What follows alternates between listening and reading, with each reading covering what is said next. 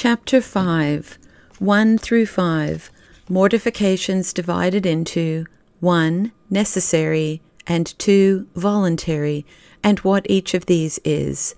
6 through 9, Extraordinary or supernumerary mortifications are not to be assumed without great advice. They are seldom allowed in the rule of St. Benedict.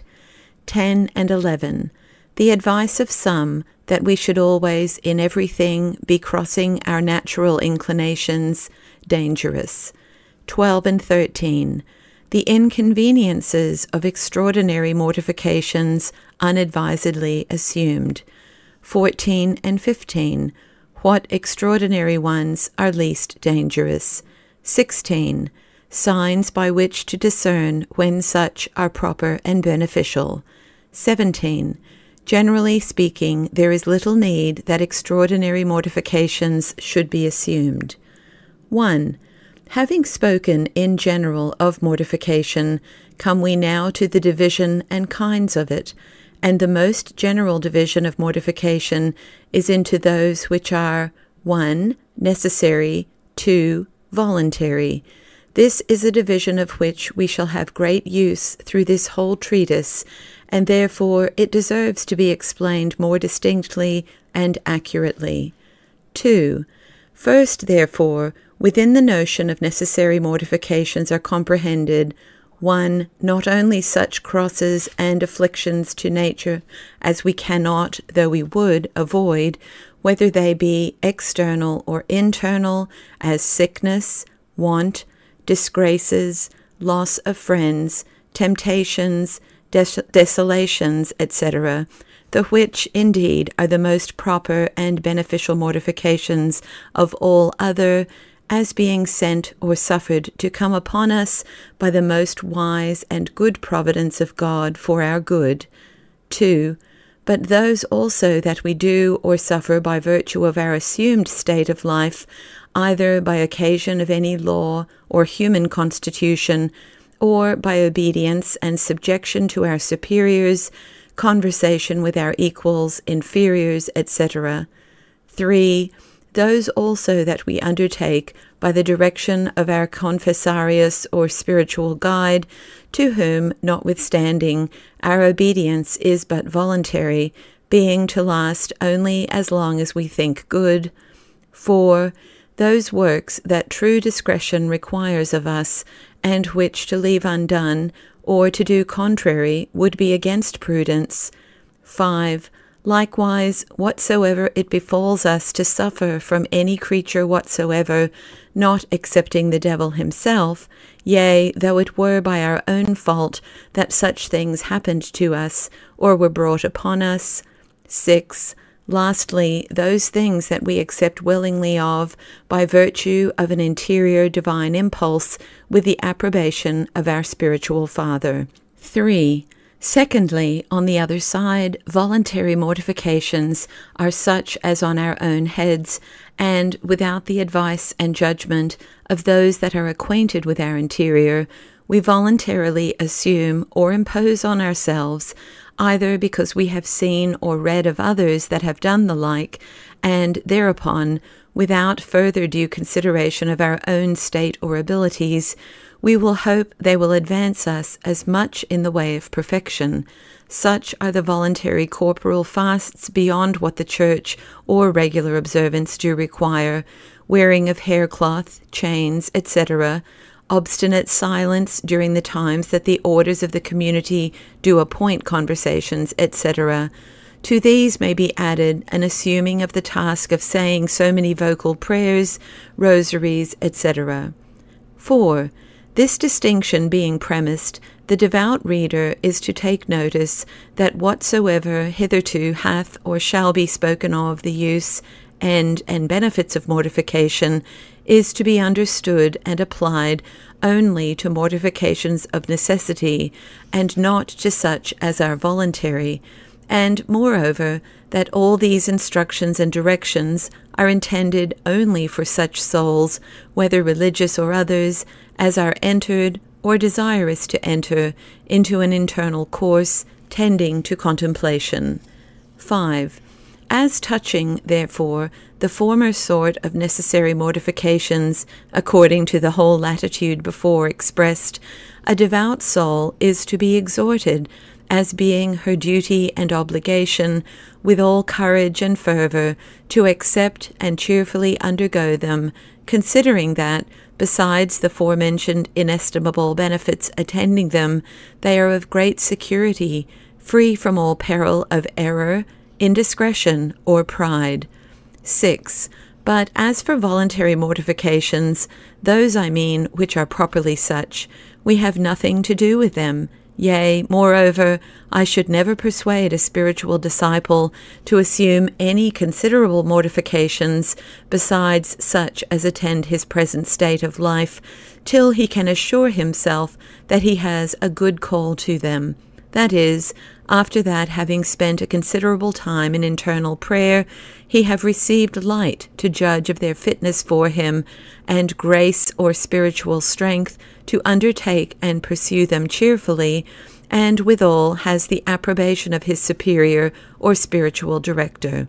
Yea, though he had a body as strong as Samson, and withal a very good inclination to internal ways, I should hardly be the first proposer, mover, and inciter of him to extraordinary mortifications, unless some special occasion required them for a remedy against any special temptations then assaulting him, in which case they are not indeed to be esteemed extraordinary and voluntary, although supernumerary, but, considering the present state, ordinary and necessary. Yea, and if such an one should ask my counsel about the use of such mortifications, and upon examination I should find it to be doubtful whether it was upon a divine inspiration that he was moved to desire them, I should take the surer course, that is, to dissuade him from the undertaking of them. 7.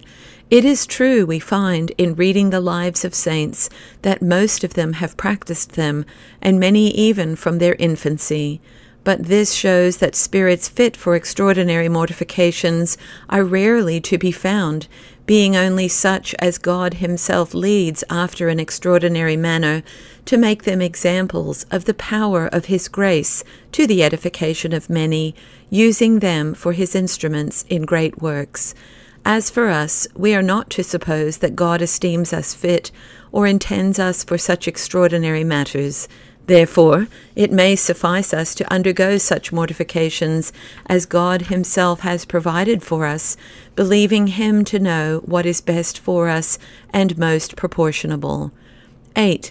In all our holy rule, there is no provision or order made for such extraordinary or supernumerary mortifications, but only, in the 49th chapter, about diet and in the time of Lent, etc., and then it is forbidden to undertake such without the approbation of the superior, the neglect of which approbation is imputed to rashness.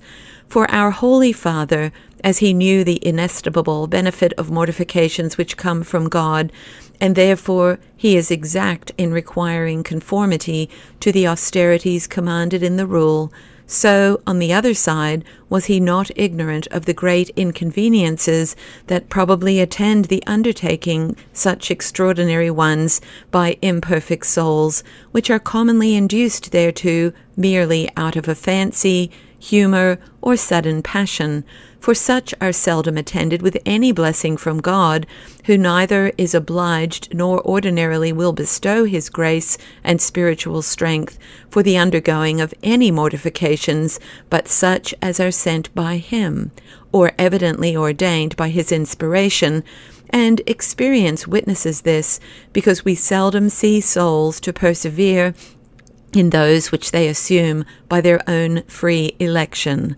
and while they perform them, it is with little or no purity of intention. Hereupon it is that our Holy Father expressly declares that the divine inspiration and grace is to be acknowledged the root of all religious voluntary austerities by those words of his, chapter 40, Quibus donat Deus tolerantium abstentiae, that is, to whom God hath given the courage or strength to suffer extraordinary abstinence, adding withal that such voluntary abstinences must be offered to God cum gaudio saneti spiritus, with joy of the Holy Ghost. 9.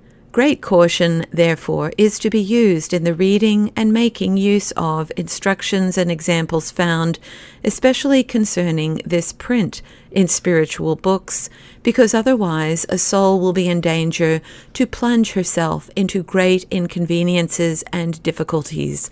For whilst she does imitate such extraordinary practices, it is to be feared, being yet imperfect, she will entertain a proud conceit of herself, and, not receiving grace to persevere, she will be apt to draw from thence matter of scrupulosity and dejection, so far as perhaps to become disheartened from further tendance in the ways of the Spirit. Yea, such a soul will be liable to contract thereby an obscurity in her understanding, especially if she be unlearned, by which she will become disabled to distinguish necessary mortifications from voluntary. 10. It is a very hard, and to many souls would prove a dangerous, advice, which some spiritual authors give, viz., that a spiritual disciple should in everything that is of itself indifferent, in case that several objects be offered to choice, take that which is most contrary to his natural inclination, as if many several dishes were set before us, to eat only that which we least like, etc., and thus to live in a continual contradiction and crossing of nature. 11. Surely no souls but such as are in a good measure perfect and capable of making good use of such advices, for only such can, with facility, discretion, and profit, practice them. As for the less perfect, if they practice them with any willingness, it is to be feared that the true ground is because thereby they do covertly comply with nature some other way, nourishing self-esteem, contempt of others not so courageous, nor affording so great edification, etc. 12.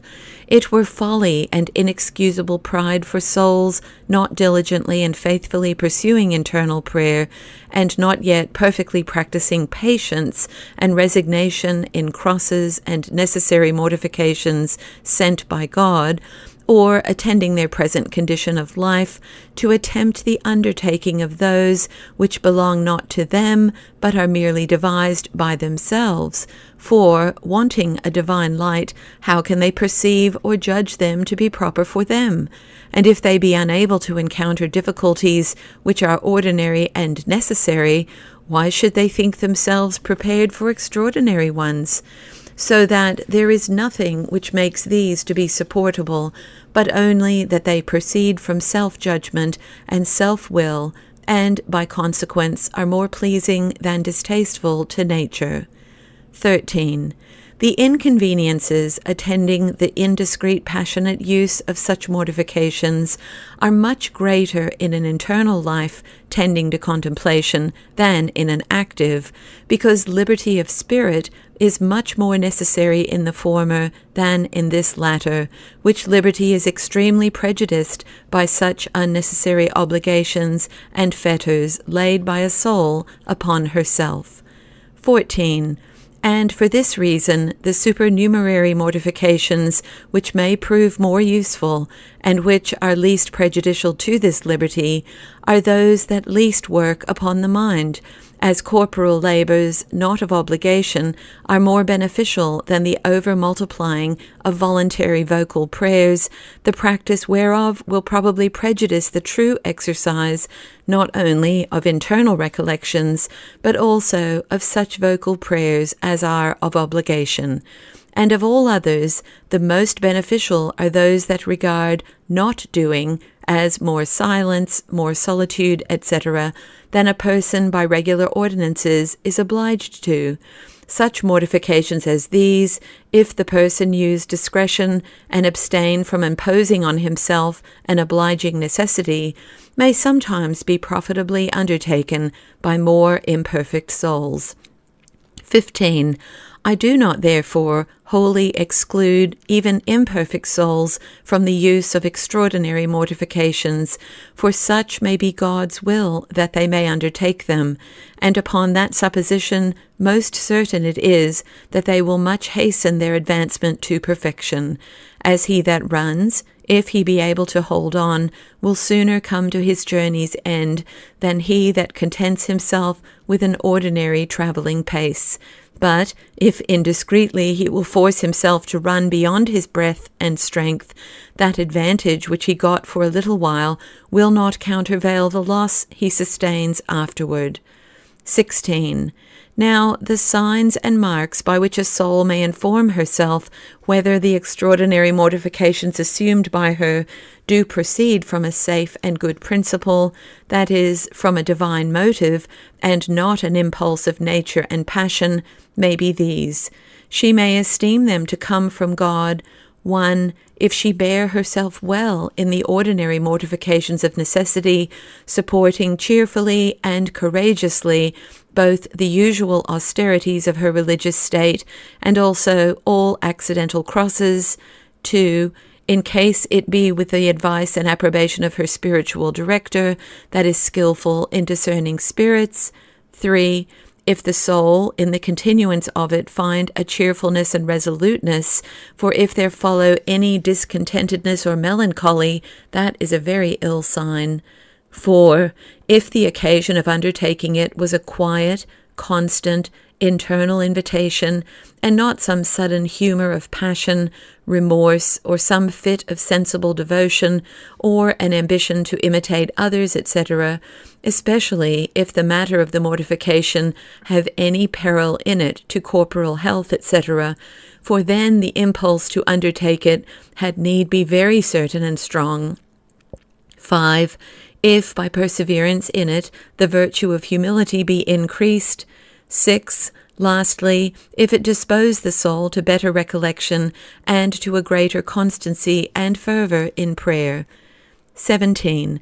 But, to conclude this point, there are very few that need complain of want of mortifications, or that are put to a necessity of seeking them.